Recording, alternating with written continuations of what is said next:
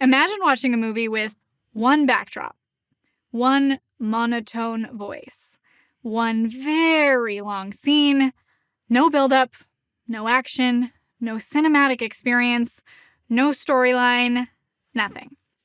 Not many can sit through that, and if you can, kudos to you. But when you're making a video for a specific audience, you need attention resets for that natural dopamine hit in the brain. It's the secret to holding your audience's attention for the entire duration of your video. There are a few types of attention resets that you can use, and I'm going to walk you through each one of them to help make your video more dynamic and engaging. Attention resets are elements in your video that are meant to purposely break up the scenes to give your audience a hit of visual and auditory stimulation. Think of it like a scene in a movie where the action is getting crazy, your heart is racing, you're at the edge of your seat, and then suddenly it cuts to a quiet scene of two people talking peacefully in a field. It's still relevant to the movie, but you're left wondering what happens next. This attention reset is meant to keep you in anticipation, waiting for the action to happen again. In your videos, you want a version of this, though maybe not so dramatic depending on the type of video you're making.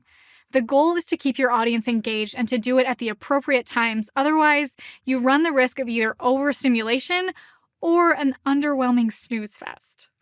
Here are a few attention resets to consider. Text.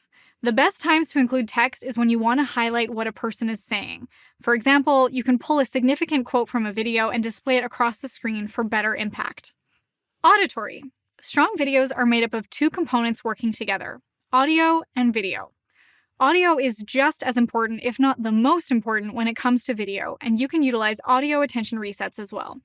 Some examples of this include sound effects and even music beds, which can be placed underneath the voiceover, which is the person speaking. The volume of the music and effects can also be adjusted and moved up and down to evoke emotion and serve as an attention reset.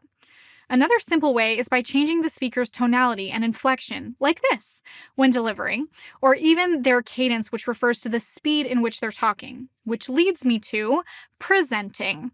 Of course, if your video is meant to educate or connect, you want the point of focus to be someone relaying information personally, like me on camera.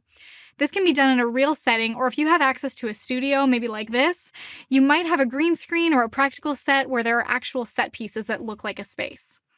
Introducing your main character and having a face for their voice right from the beginning will connect your audience to the content faster. However, be careful that the entire video doesn't become one scene of the same person speaking, which leads us to the importance of B-roll. These are visuals that you can use that include scenes of you or other people walking, conversing, doing action shots, laughing, crying, etc. It can also include objects or places. Think of any news story you've seen. There's always the anchor who begins by recounting an event. We then cut to imagery, or what's called B-roll, on screen that supports what the anchor is saying underneath. Just like adding text, it's meant to enhance or highlight certain parts of your script and should be relevant to what's being conveyed. Screen capture. This is a great tool to use when you need to teach a piece of software or an application on a digital device or computer. The actual display or computer screen is recorded while the trainer is talking. And in order to improve the quality of your audio, you can choose to record using an external microphone. It's one of the most effective ways to relay important information on a step-by-step instructional video. With attention resets, is there such a thing as overdoing it? Yes. Elements should complement and make the video better, not overwhelm it and lose the purpose and impact. This is the importance of storyboarding and planning ahead.